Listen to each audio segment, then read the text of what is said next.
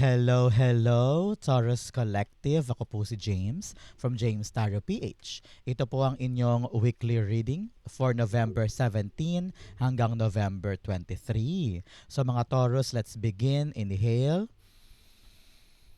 and exhale. At the center of your reading, you have the Nine of Wands. Beautiful. In the area of what you want, you have the High Priestess. Lovely. In the area of what you need, you have the Tower card. In the area of what's affecting your current energy, meron po kayong Queen of Swords. In the area of your near future, you have the Four of Pentacles. Yes, napakaganda. In the area of your challenge for the week, meron po kayong Page of Wands. In the area of your fortune, you have the Temperance card. Wow, napakaganda nito. In the area of your divine messages, meron po kayong King of Pentacles. At ang outcome niyo po for the week, eto yun, mamaya sabay-sabay po natin siyang bubuksan at the end. But first, thank you muna mga Taurus sa mga donations po ninyo, saka po sa hindi pag-i-skip ng ads. Yan lang po yung tanging paraan para po supportahan nyo ako every time na meron po tayong free reading for Taurus dito sa ating channel. So thank you po sa tuwing hindi po kayo nag-i-skip ng ads. So, at the background energy of your week, you have the King of Wands. Hold your vision. Kung ano yung pangarap na yan, kung ano yung goal na yan, kung ano yung gusto mong abutin, kapitan mo yan. Manalig ka sa mga pangarap mo. Manalig ka sa mga ideas mo. At ikaw lang ang makapagsasabi kung dapat na bang bumitaw o hindi. Pero sa ngayon, kitang-kita ko rito, ang payo sa iyo na yung spirit guides ay laksan mo ang loob mo. Kung ano man yung mga balakin mo or plano or ideas mo, if you know to yourself that this is the right thing to do, at ito talaga yung katuparan ng mga gusto mong maganap moving forward, panghawakan mo yung vision mo na yan. You are the architect of your life this time, Taurus, okay? Sorry, may ubo pa ako. Talaga namang kumakapit pa pero pagaling na to. So, pasensya po sa mga tahol ko. Sabi ng spirit guides mo, talaga namang if you have the vision of you want to create, talagang arkitekto ka ng buhay mo, it will be done. Kaya kailangan ng tapang at tibay mo to make it happen. Okay? Napaka-importante niyan this week. Especially at the center, you have the Nine of Wands. Nine of Wands, sabi dito, don't give up. Huwag mo munang sukuan. Especially yung pangarap mo. Kung ito talaga ang gusto mong mangyari, ito talaga yung para sa'yo, magbubunga ang hindi mo pagbitaw sa isang bagay. For example, pangarap mo maging teacher sa public school and then 10 public school na yung pinuntahan mo pero nada, wala pa din. So don't give up. Marami ka pang pwedeng puntahan, tignan, i-check, no, bisitahin para ma-check mo kung meron pa bang slot para sa'yo doon as a public teacher, no? So kung ano man tong aasikasuhin mo na para bagang ang hirap-hirap na, napakasakit na, nakakapagod na, nakakawala na ng pag-asa, wag mong sukuan. Maaring dito pa lang this time, this week, darating yung talaga namang konfirmasyon or kasagutan sa hinihintay mo. Narinig ko na kung pabitaw ka na, tapos sabi mo, sige, try pa natin one more time, biglang boom, dumating yung kasagutan at outcome. Parang ganun. Okay? So, don't lose your faith and hope. It will come true pa rin. Okay? So, clarify natin to. Siya nga pala, Taurus, since ito po ay bagong weekly reading natin, isulat mo naman sa baba sa ating manifestation board yung mga goal mo this week na gusto mong matupad. For example, my goal this time, I claim to have this ngayong linggong ito. Okay? Example, my goal this time, I claim to have my car fixed or to have my loan approved. Mga ganyan. Okay? So, sulat mo yan sa baba. Isa sa mga paraan to manifest ay pagsusulat ng mga balakin or mga gustong maganap sa buhay. So, feel free po, gawin mong manifestation board ang ating comment section. The Nine of Wands. The Page of Cups. Yes, manalig ka sa paniniwala at hangarin mo na makukuha mo siya. Tingnan mo si Page of Cups. Nakatingin siyang mataimtim dun sa bowl at ini-imagine niya magkakaisda to. Makukuha ko to. So, lumabas, nag-magic, no? So, parang ganun ka rin. If you really believe that something is for you, huwag mong sukuan at talaga namang i-manifest mo sa isip, sa kaluluwa mo, sa reality mo na makukuha mo siya. Yun ang bala mo eh. Yun ang secret ingredients, kumbaga, in order for you to win, in order for you to have what you want, is to not give up and believe that it is yours. Okay? Doon mag-uugat talaga yung katuparan niya. Okay? In the area of what you want, you have the high priestess. Sometimes, narinig ko, gusto mo nalang iasa sa Diyos, sa God, kayo na pong bahala. Please, ibigay mo sa akin to. Malabo, magulo, hindi ko alam ang gagawin, napaka-unclear, napaka-uncertain. Pero you know it in your heart. You know it na ito talaga yung para sa akin. You know it na dito talaga ako. Ito talaga yung parang direction ko, parang ganyan. So, narinig ko na just follow your intuition, follow your heart's desires. Because diyan ka talaga magiging masaya. Narinig ko rin from your spirit guides that this time around, believe in yourself. Wala ka namang iba magagawa kundi katigan at kapitan yung sarili mo eh. At ikaw yung huling-huling tao na kailangan mo ng suporta, di ba? So, if other people may fail you or ma-disappoint ka sa kanila, ikaw dapat ang unang cheerleader and supporter ng sarili mo. Kaya kung ano man to mga kalabuan or hindi ka siguraduhan na naramdaman mo tungkol sa isang bagay, believe in yourself that you can make it. Believe in your abilities. Believe in your power. Believe in your prayer. Okay? Because sa kakaniwala mo at sa talagang matatag na pananalig mo sa isang bagay na makukuha mo siya, darating to. Kaya huwag mong sukuan. Okay? Napaka-importante. Clarify natin yan. So mga Taurus, saan po kayo nanonood ng ating reading for today? Comment down below. I wanna know. Curious ako sa kung saan nanonood ang ating mga pinakamamahal na Taurus. Okay? The High Priestess, you have the Three of Wands. Yes, you are believing it will come true. Diba? So, manalig ka na darating at dadapo na at aandar na, mag-arrive na sa buhay mo yung mga minimithi mo. Alam ko na talaga namang, alam mo yun, siguro marami siguro nagsabi sa'yo na, ay nako, mahirap umasa. Ay nako, huwag ka masyadong mag-anticipate, baka masaktan ka lang. Maraming mga tao nagsabi sa'yo niyan. Pero ikaw, dapat manalig ka na darating siya, makukuha mo siya, mag-a-arrive siya sa buhay mo. Okay? So, have that full trust in yourself and in destiny na ibibigay yung mga hinihintay mo. Okay? Napaka-importante niyan. In the area of what you need, you have the Tower card. You need to accept changes if you want things to grow. Okay? Okay? Some of you, nakita ko rito na may mga balakid ka sa katuparan ng pangarap. For example, pangarap mong, ano ba maganda example to clarify this? Halimbawa, pangarap mong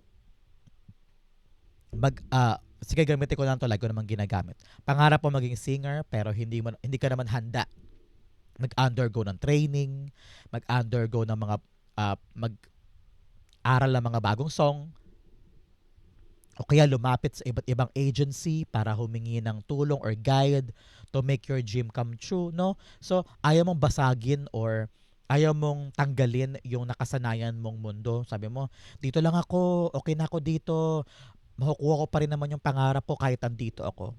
Which is hindi naman, di ba? So, let things change. Yakapin mo yung transformation ng life mo para maabot mo yung katuparan ng growth para sa'yo. Okay? If you want to make it happen, yung mga pangarap, dapat handa kang dumaan sa mga pagbabagong ito. Okay? Napaka-importante na yan. Clarify natin yan. The Tower card is being clarified by the Page of Swords. Yes. The more knowledge you have, the more curious you'll be, the changes will come para sa'yo.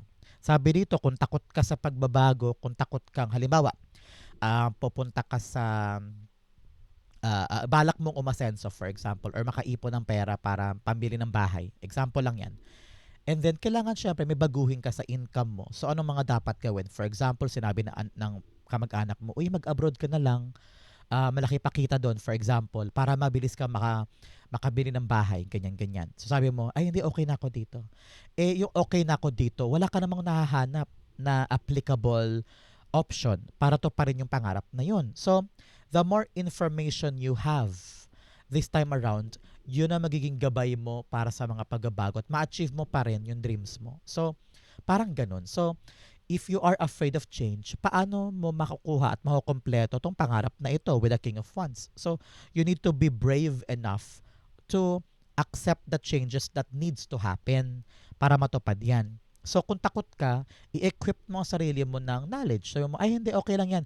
Pag nagbago, meron tayong paraan. So, kalkalin mo, maging curious ka, tawag dito, maging matanong ka, no, para alam mo yung mga dapat gawin at mga pantapal kung sakaling may dapat baguhin at kung ano yung mga ruta patungo doon. So, huwag ka matakot magtanong, huwag ka matakot mag-isip ng paraan or maging curious, kumbaga. Because nakita ko rito, pag nakita mo naman yung mga impormasyon na dapat mong malaman, magiging madali sa'yo ang mga changes. Okay? In the area of what's affecting your current energy, meron po kayong the Queen of Swords. Yes, ilaban mo yung pangarap mo. Ilaban mo yan. Kasi kitang-kita ko rito yung clarity . Sabi na yung spirit guides, mag-decide ka na. Okay? Be decisive, be palaban. Ilaban mo yung future mo. Don't give up on it. And believe that it will be yours. Nakita ko rito na tumanggi ka na sa mga bagay na alam mong ayaw mo. At huwag mo sukuan yung mga bagay na gusto mo. Kahit na ba marami pang tao sa paligid mo ang nagko-convince sa'yo na i-try to, i-try yan, i-try to iba, ganito gawin. Pero ikaw, kung alam mong yun yung para sa'yo, work hard for it. And don't let it fail. Parang ganyan. So, kapitan mo pa rin siya kung alam mong yun yung bubuo sa pangarap mo sa future mo. Narinig ko rin dito na buwagin mo na yung mga ilusyon tungkol sa isang bagay para madali sa'yong tanggapin kung ano yung mga tamang hakbang in the pursuit of this.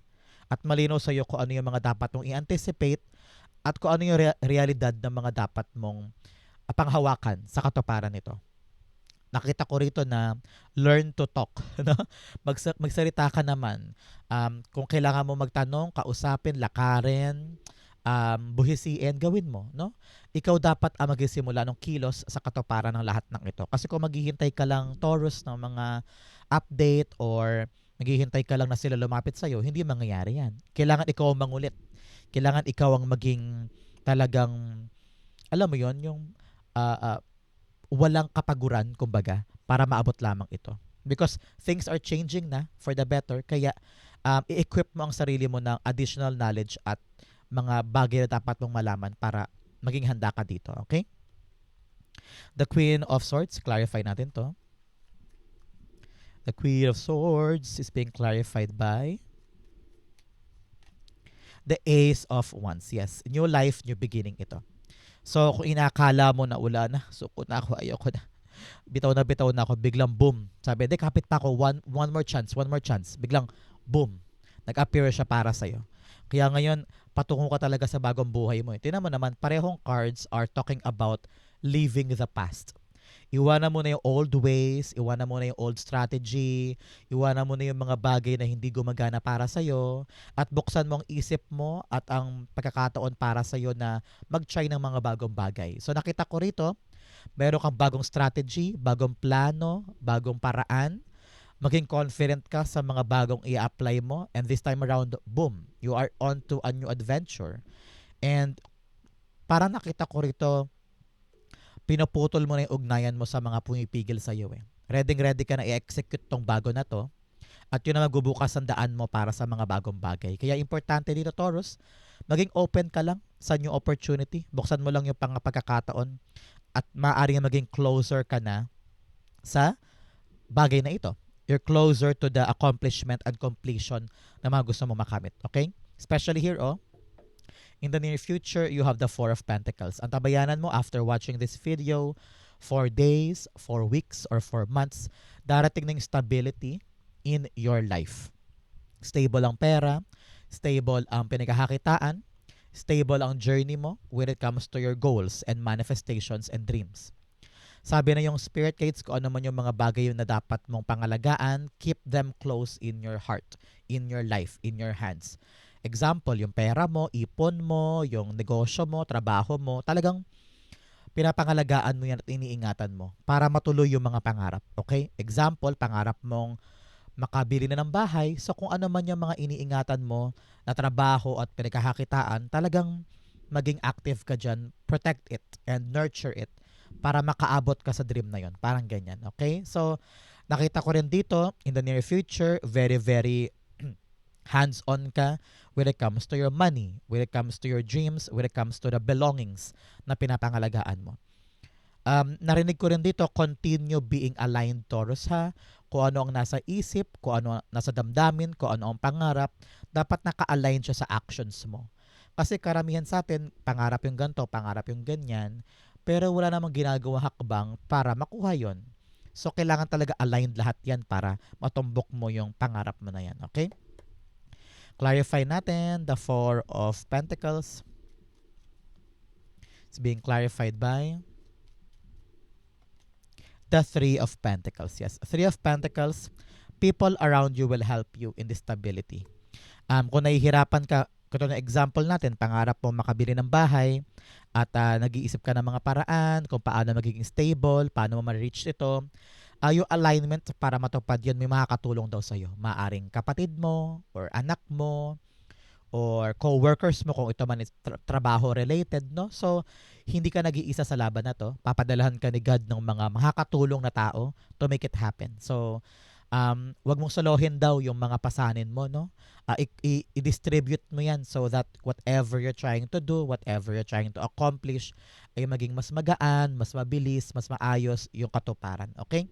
So, be collaborative daw, no? With these people para magawa na yan. For example, meron kang inaasikaso sa bahay, find the right people that will help you para maasikaso yung mga pambahay mong needs. And maging collaborative ka sa kanila so that it will happen para sa'yo. Okay? So, maging leader ka this time para sa grupo na ito para maging stable ang lahat. In your challenge, you have lack of awareness. Oh, dapat daw talaga bukas ang isip here. With Queen of Swords, dapat daw alam mo kung ano yung tutumbukin mo, alam mo kung ano yung realidad mo, alam mo yung kahinaan mo, alam mo yung kalakasan mo so that you can work on it. Kapag alam mo yung pros and cons, advantages, disadvantages mo, kayang-kaya mong gumawa ng paraan sa mga yan. Okay? Para hindi ka bulag sa mga bagay na hindi mo alam, na dapat alam mo sa sarili mo. Okay? Another message, you have shadow blossom. You need both sunlight and darkness to bloom fully. Resilience and nourishing. Yes, lahat ng kalakasan mo, lahat ng kahinaan mo, pareho yung bumubuo sa pagkatao mo. Dapat pareho mo yung kinikilala para ikaw ay yumabong. Kasi pag alam mo yung kahinaan mo, alam mo kung ano yung mga dapat mong ayusin. Alam mo kung ano yung dapat mong i-fix. Kapag na-fix mo yan, yung kahinaan mo, hindi mo na siya kahinaan. Okay? In your challenge, you have Page of Wands. Narinig ko dito, takot kang mag-try. Takot kang, sabi mo, meron pa akong chance, meron pa akong bala, meron pa akong opportunity, parang okay sa akin yun ah. Pero ang challenge sa'yo this week, baka atrasan mo. Baka umurong ka na. May chance ka pa may laban ka pa, meron ka pang pagkakataon na baka pag this time around, baka eto na yun, di ba? So, huwag mong atrasan. Pag dumating ang pagkakataon, try mo lang. Be excited, be courageous enough to be go-getter this time, kumbaga. So, huwag mong sukuan agad ang isang bagay, ilaban mo yung sarili mo, ilaban mo yung chance, baka eto na yung para sa'yo. Okay? So, be adventurous. Maging palaban. At i-try mo ulit. Malay mo, yan na pala yun, no? Especially here, 9 na to, 9. Pero pag niyakap mo yung isa pang 1, 10. So, completion. Pagkatapos ng hirap, pagkatapos ng bigat. So, kung gagawin mo pa yung isa pang chance, maaring yan na yung katapusan ng paghihirap mo sa bagay na yan at nakuha mo na yung completion niya. Okay? The Page of Wands is being clarified by the World card. Yes, World card is success. Get out of your shell. Huwag mo isipin na talo ka na, huwag mo isipin na lugi ka na, huwag mo isipin na olats na to. Suko na ako. Pero hindi Pag niyakap mo daw tong isang bagong pagkakataon, papasok ka na sa new era of your life. Kompleto na daw. Sarado na kumbaga, ibig sabihin, kapag niyakap mo tong isa pang pagkakataon, masasara mo na yung mga maling ginawa mo sa past or maling mga pagkakataon dahil eto na talaga yung chance mo to succeed. No? So, ang lesson dito, kung aatras ka, ay paulit-ulit lang ang pattern. Kapag hindi mo tinry ulit, ay, diyan ka pa rin gagalaw. Paikot-ikot ka dyan, paulit-ulit yung pattern, hindi ka makakawala dyan. Kaya sumubok ka na ng bago, yakapin mo yung mga chances mo because that is your ticket para kung mawala sa paulit-ulit na pattern. Okay? In the area of your fortune, you have gates of triumph. Yes, success expands in your life. Yes, magbubukas sa sayo yung pintuan o gate ng tagumpay. Kaya sabi ko nga sa inyo, kapitan mo yung bago, mag-try ka ulit kasi dyan na magsisimula yung bagong portal para sa'yo.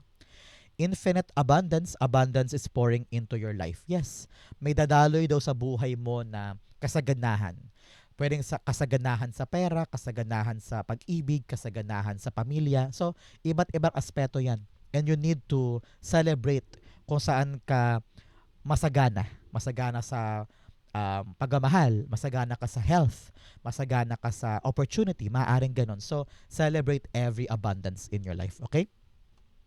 In the area of your fortune, meron po kayong temperance card. Napakaswerte mo because divine timing is here. So, narinig ko, panahon na to.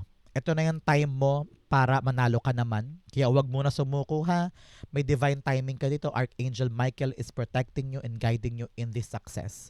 So, ito na yung chance mo to win, chance mo to try, chance mo to make it happen. So, don't give up. Don't rush also. Narinig ko rin, habaan mo pa ang pasensya mo in creating, in building, sa nilalakad mo this time, no? Continue working for it. Wag ka daw agad mainip or mataranta or mairita at bigla-bigla ka na lang bumitaw. Sometimes use your head. Alam mo kung ano yung mga dapat mong paghirapan, pagsumikapan. Hindi ka dapat basta-basta dalang bibitaw. Because nakita ko talaga dito, malapit nang matapos yung pinaghihirapan mo na yan. And the outcome is here. Divine timing is now. Kitang-kita ko yan. Temperance card. It's being clarified by the Emperor card. Yes, continue fighting and winning. Some of you are getting this recognition, getting this position, no? Nakita ko yung inaayo mo na posisyon o inaayo mo na trabaho, it will be yours. Sitting here, nakaupo ka sa desired mong yan. Some of you are winning something. No? Kita-kita ko rito, you're on the top of your game.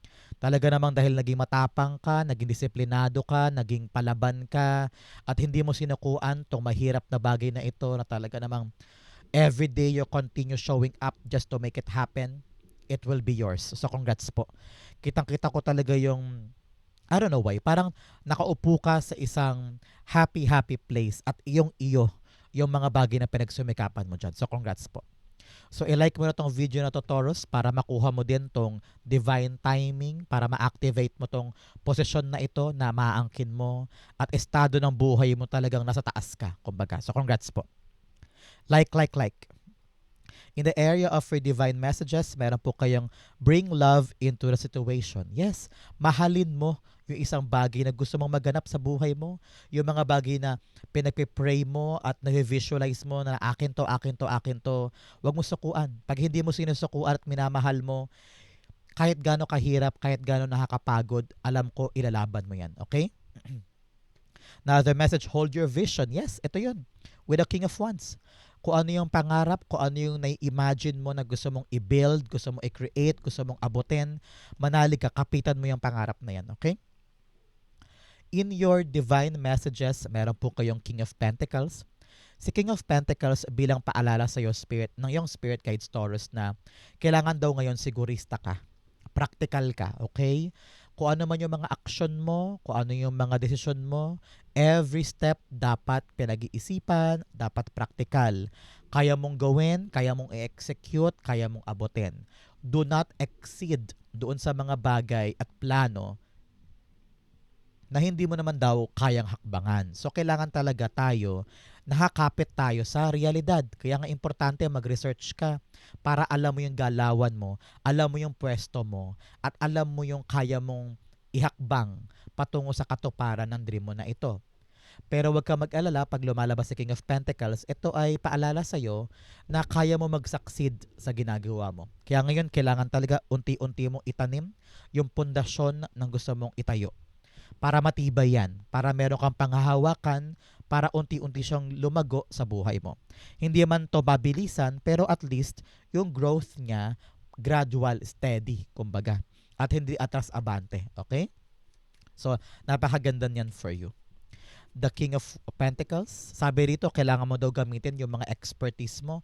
Kung ano man yung mga pinagdaanan mo in the past, gamitin mo yun na lesson para kung ano man daw tong binubuo mo, alam mo na yung mga red flags, green flags, alam mo na yung mga dapat iwasan at mga dapat mong i-amplify o yakapin sa ikakatuparan nito. Okay? King of Pentacles, the Queen of Wands. Yes. Sabi rito, think positive lang. Magtiwala ka sa sarili na kaya mo siyang i-create.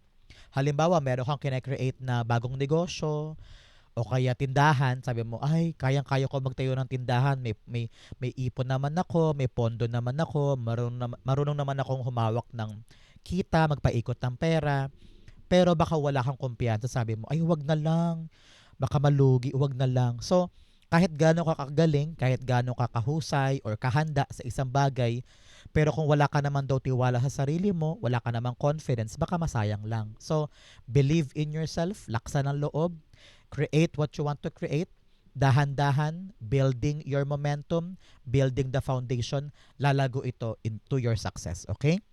Napaka-importanting payo to.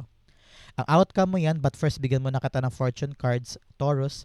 You have courage, a journey either physical or mental. Meron ka daw pagbiyahe this time. Maaring yung pagdating na inaasahan mo ang magbibigay sa'yo ng talagang pag-abante at pagsulong. Okay? You have Rose, romance is in the air. Some of you ay titibay daw ang relasyon with special someone.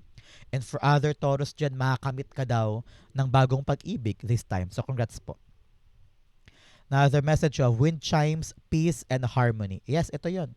Katahimikan, magandang relasyon with everybody. Kaya ngayon talaga kailangan ng pasensya, malaking pananaw at mahabang pananalig sa mga bagay-bagay so that it will be yours. Okay? So kailangan talaga ng disiplina. But nevertheless, whatever you're creating, it will be yours. Okay? Another message, bell, announcement. Yes, baka ito na yun. Yung announcement na yung mga pinaghihirapan mo ay talaga namang success in your life. Congrats po. Ang outcome ni Taurus for November 17 to 23, the Six of Wands rather. Beautiful. Success, success, success. Sabi ko nga sa inyo, huwag mo sukuan. Laban pa. Ibigay mo pa yung one more chance mo dito. Biglang boom, successful na ang outcome. Napasa kamay mo yung tagumpay ng pinaghirapan mo. So congrats po.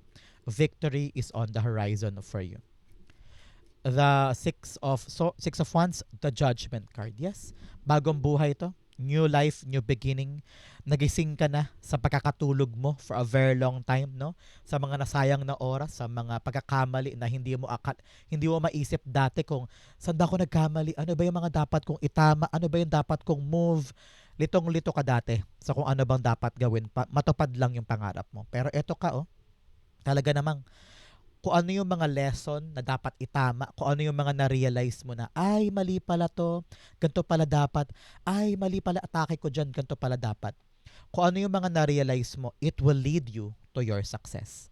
Kaya ngayon, open your eyes, alamin mo yung truth, especially here with the Page of Swords, para alam mo yung mga bagay na dapat ka nang magising, para maitama mo siya, magawa mo yung tamang hakbang, it will lead you to your definite success. Wow, Taurus, napakaganda po. Ito po ang inyong November 17 to 23. Comment down below po kung saan kayo naka-resonate and I'll be reading your messages. Thank you again for watching Ganduro Taurus. I love you. This has been James Arrow PH. God bless everybody.